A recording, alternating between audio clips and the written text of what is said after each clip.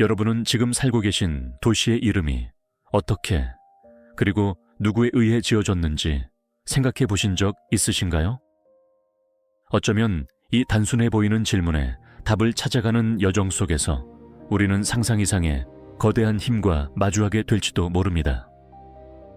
오늘 우리가 함께 들여다볼 이야기는 바로 매일 무심코 부르는 지명 뒤에 숨겨진 잔혹하면서도 압도적인 권력의 역사에 관한 것입니다. 지명은 단순한 지도 위의 표식이 아니죠. 그것은 특정한 세력의 지배의지, 문화적 우월성, 심지어는 전쟁의 승패까지도 고스란히 담고 있는 살아 숨 쉬는 역사 기록입니다. 우리가 발 딛고 선 이 땅의 이름들이 어떻게 지금의 우리를 규정하고 또 어떤 이야기를 품고 있는지 알게 된다면 세상을 바라보는 관점이 완전히 달라질 것이라고 장담할 수 있습니다. 지명에 얽힌 숨겨진 드라마를 이해하는 순간 여러분은 역사의 새로운 면모를 발견하게 될 테니까요. 아득한 옛날, 인간은 미지의 세계를 탐험하며 발자취를 남기기 시작했습니다. 아무도 발딛지 않았던 광활한 대륙이나 끝없는 바다를 발견했을 때 가장 먼저 했던 일은 무엇이었을까요? 바로 그곳에 이름을 붙이는 행위였습니다. 이 이름은 단순한 명칭을 넘어 발견자가 그 땅의 주인이자 역사의 서막을 여는 자임을 세상에 선포하는 최초의 선언이자 동시에 정복의 시작을 알리는 강력한 신호탄이었죠. 망망대해를 가로지르던 대형 범선이 마침내 육지에 닿았을 때 도치대에 내걸린 깃발과 함께 새로운 이름이 선포되곤 했습니다.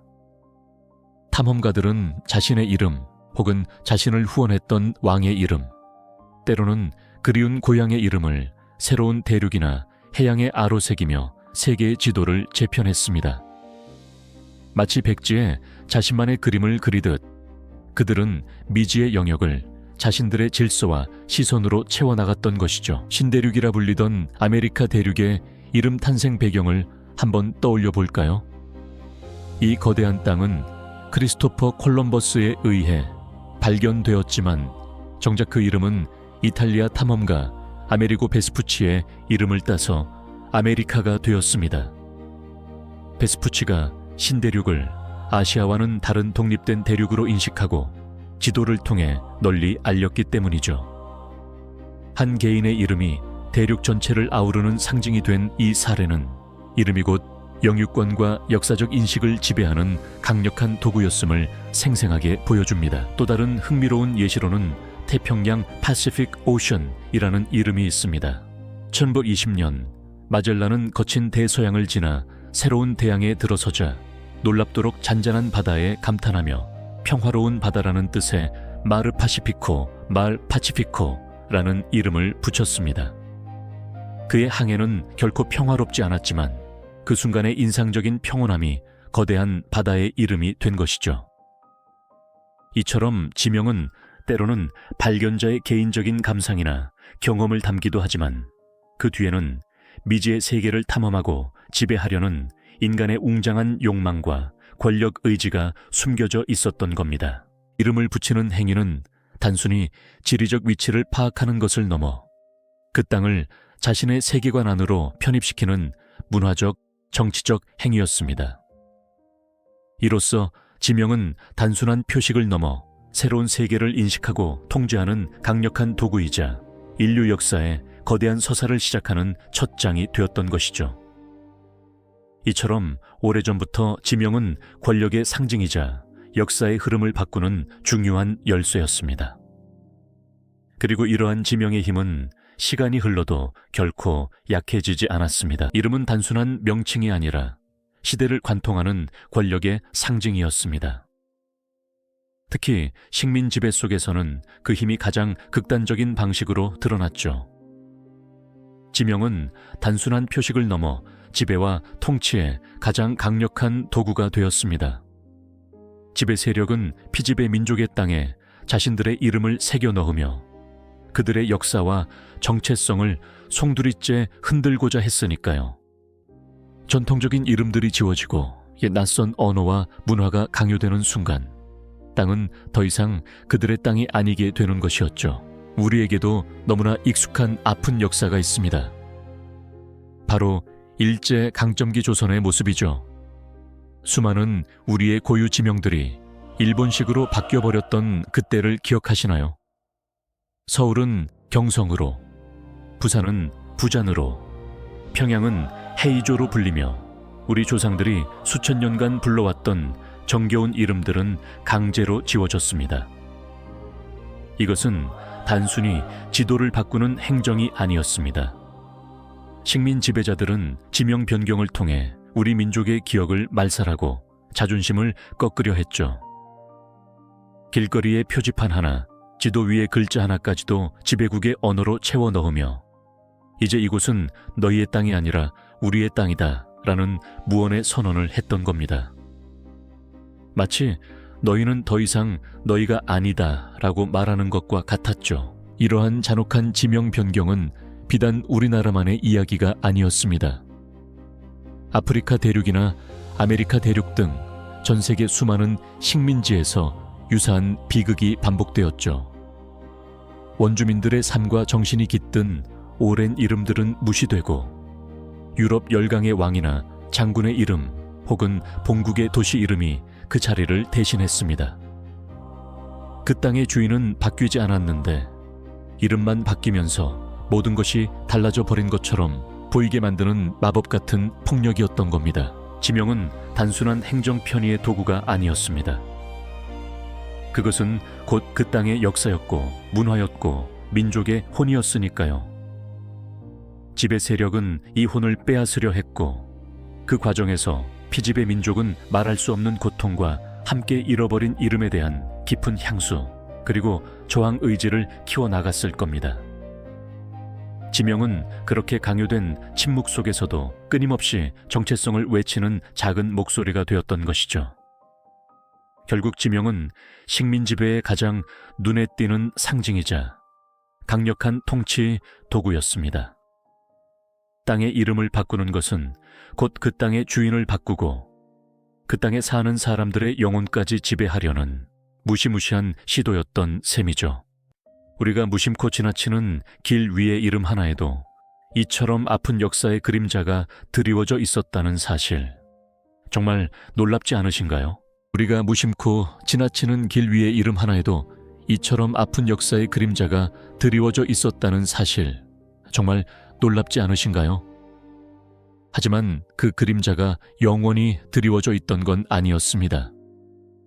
오랜 식민 지배의 굴레를 벗어던지고 마침내 자주적인 국가로 우뚝 선 수많은 민족들에게는 가장 먼저 되찾고 싶었던 소중한 보물이 있었죠. 바로 자신들이 살아왔던 땅의 이름, 민족의 혼과 역사가 오롯이 담긴 진정한 이름이었습니다. 지배자의 언어로 강요되었던 낯선 명칭들을 걷어내고 본래의 정체성을 되찾으려는 움직임은 독립의 기쁨만큼이나 뜨거웠던 열망이었으니까요. 우리 민족이 오랜 압제에서 벗어나 자유의 숨결을 비로소 내쉬던 그 순간 가장 먼저 되찾고자 했던 것은 무엇이었을까요? 바로 우리 땅의 이름이었습니다. 일제 강점기, 경성이라 불리던 수도는 다시 서울이라는 고유한 이름을 되찾았고 부잔으로 강제되었던 항구 도시 역시 부산이라는 본래의 이름으로 돌아왔습니다. 이는 단순히 지도의 글자를 바꾸는 행정적인 절차를 넘어섰죠. 오랜 시간 억눌렸던 민족의 자존심을 회복하고 우리 고유의 역사와 문화를 다시금 세상에 선언하는 웅장한 의식과도 같았습니다. 이름 하나하나에 담긴 선조들의 얼과 이야기가 되살아나면서 비로소 이 땅의 주인이 누구인지 명확히 천명하는 순간이었던 겁니다. 이러한 이름 되찾기 운동은 비단 우리만의 이야기가 아니었습니다. 아프리카 대륙을 한번 보실까요? 유럽 열강의 식민 지배가 끝나고 독립을 쟁취한 수많은 나라들은 과거의 아픈 흔적을 지우기 위해 수도나 주요 도시의 이름을 과감히 바꾸어 나갔습니다. 예를 들어 서아프리카의 황금 해안이라는 뜻을 지닌 가나는 과거 영국 식민 시절 골드코스트라는 이름을 가지고 있었죠. 독립 후 그들은 식민 지배의 상징을 버리고 찬란했던 옛가나 제국의 이름을 계승하며 새로운 시작을 알렸습니다. 이는 단순한 명칭 변경이 아니라 잃어버렸던 영광의 시대를 소환하고 민족적 정체성을 재확립하려는 강력한 의지의 표명이었던 셈입니다. 또 다른 예로 짐바브웨의 수도 하라레는 원래 솔즈베리라는 이름으로 불렸습니다. 이는 로디지아를 식민 지배했던 영국의 총리 이름을 딴 것이었죠. 하지만 짐바브웨가 독립하면서 그들은 식민 통치자의 흔적을 지우고 이 지역의 고유한 쇼나족 언어에서 유래한 하라레라는 이름으로 바꾸며 주권 회복을 만천에 공표했습니다. 이처럼 아프리카 각국은 식민 지배자들이 부여했던 유럽식 지명을 과감히 버리고 자신들의 언어와 역사, 문화가 깃든 전통적인 이름들을 되찾거나 새로운 의미를 부여하며 독립국가로서의 위상을 확고히 했습니다. 이름을 되찾는 건 단지 글자를 바꾸는 일이 아니라 수백 년 억눌렸던 정체성을 되찾는 심장의 박동을 되살리는 일이었죠. 이름을 되찾는 투쟁은 때로는 치열한 논쟁과 국민적 합의를 거쳐야 하는 지난한 과정이기도 했습니다. 어떤 이름을 되찾을 것인가, 혹은 새로운 어떤 이름을 만들 것인가를 두고 국민들이 열띤 토론을 벌이는 모습은 그 자체로 역동적인 민주주의의 현장이었죠.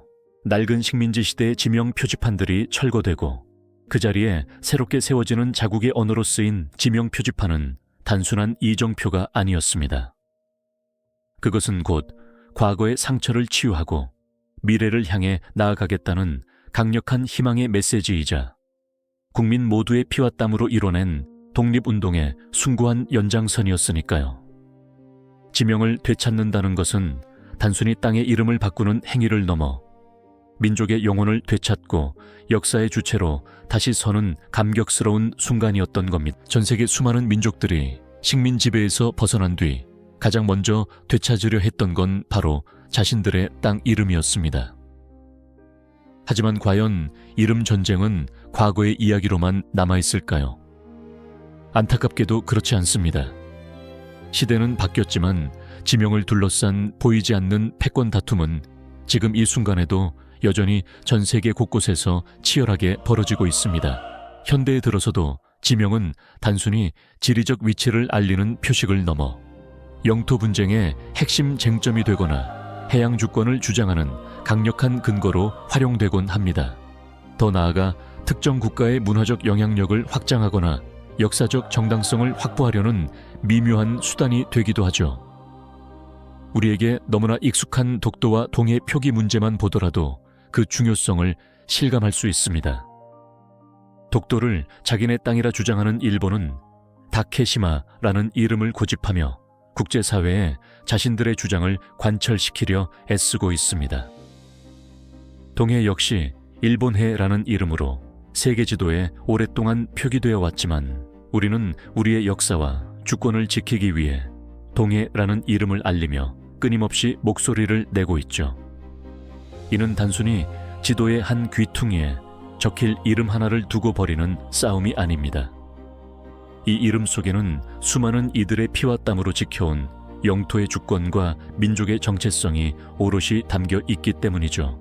이처럼 지명 분쟁은 때로는 국제 외교의 뜨거운 감자가 되기도 하고 때로는 조용하지만 끈질긴 문화 전쟁의 형태로 나타나기도 합니다. 멀리 남극에 얼어붙은 대륙에서도 이러한 이름 전쟁은 예외 없이 펼쳐지고 있습니다. 각국은 탐험과 연구를 명목으로 남극의 빙하, 산맥, 해협 등의 자국의 언어나 탐험가 이름을 붙이며 미래의 자원 개발이나 영유권 주장을 위한 보이지 않는 기반을 다지고 있는 것이죠. 누가 먼저 이름을 선점하느냐에 따라 향후 국제적인 영향력이 달라질 수 있다는 전략적인 판단이 깔려 있는 겁니다. 이러한 현대의 이름 전쟁은 과거의 정복자들이 깃발을 꽂고 이름을 새기던 방식과는 사뭇 다르지만 본질적으로는 특정 세력이 세계 질서에 자신들의 흔적을 남기고 패권을 차지하려는 욕망의 발현이라는 점에서 그 의미는 크게 다르지 않다고 할 수 있습니다. 특히 디지털 시대에 접어들면서 구글 지도와 같은 온라인 플랫폼에서의 지명 표기 분쟁은 더욱 복잡하고 민감한 문제로 떠올랐습니다. 전 세계 수많은 사람들이 매일 이용하는 디지털 지도는 단순한 정보 전달을 넘어 특정 지명에 대한 인식을 형성하고 역사적 사실을 각인시키는 강력한 매체가 되었으니까요. 따라서 각국은 자신들에게 유리한 지명 표기를 위해 국제기구와 IT 기업들을 상대로 치열한 로비를 펼치기도 하고, 때로는 국민적 캠페인을 통해 여론을 형성하는 데 힘쓰기도 합니다. 미디어에서 특정 지명 표기를 둘러싼 논쟁이 보도될 때마다 우리는 그 이면에 숨겨진 다양한 국가적 이해관계와 역사적 맥락을 읽어낼 수 있어야 하는 것이죠. 이처럼 지명은 단순한 글자가 아닙니다. 그것은 특정 시대의 권력이 남긴 가장 강력하고 영속적인 유산이자 동시에 그 권력에 맞섰던 수많은 이들의 눈물과 땀, 그리고 피가 서린 투쟁의 기록인 것이죠. 우리가 매일 발딛고 서 있는 땅의 이름들이 단순한 표식이 아니라 인류 역사의 거대한 드라마가 응축된 결정체라는 것을 깨닫는 순간, 우리는 지명을 통해 세상을 읽는 완전히 새로운 눈을 뜨게 될 겁니다.